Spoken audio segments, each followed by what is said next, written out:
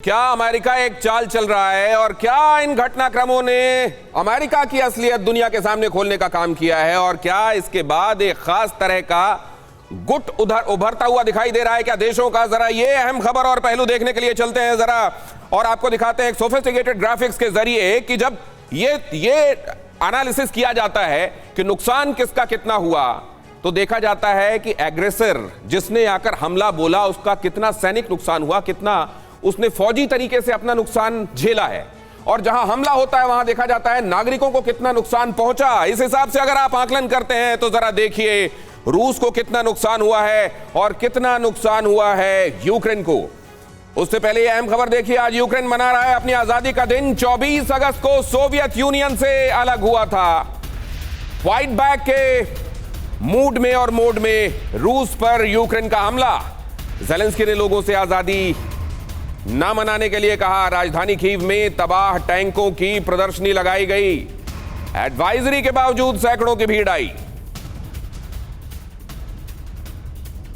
और अब देखिए नुकसान, फौजी नुकसान कितना रूस का अगर आप ये देखें तो जरा देखिए टैंक्स कितने तबाह हुए। 1924 टैंक्स और 4243 आर्मर्ड व्हीकल्स इसमें रूस को अपने खोने पड़े हैं। आर्टिलरी यूनिट 1036 उसकी तबाह हुई हैं। MLRS 266 और साथ में एंटी एयरक्राफ्ट वॉरफेयर इसमें 147 का नुकसान हुआ है। विमान 234 उसने गंवाए हैं।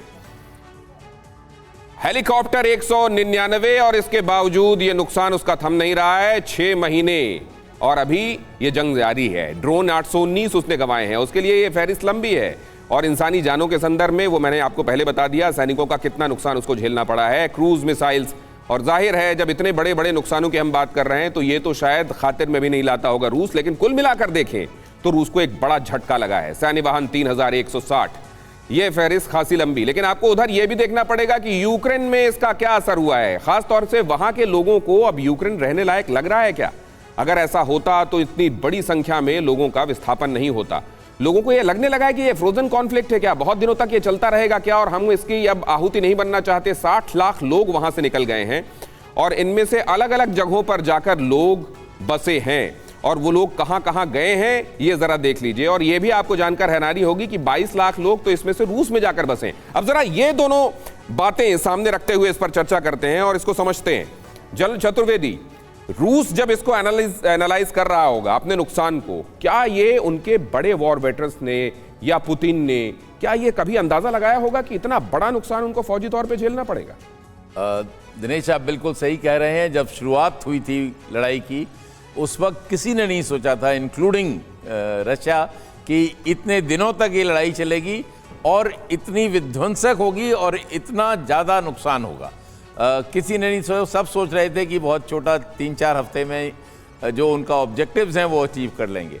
मेरा मानना है कि रशिया कभी भी पूरे यूक्रेन पे कब्जा नहीं करना चाहता था। वो ईस्टर्न यूरोप जो कि ईस्टर्न यूक्रेन को कब्जा करना चाहता है, Donetsk, Luhansk up to Kharkiv और उस तरफ ब्लैक सी की तरफ उड़ीसा और खैरसोन वगैरह पे।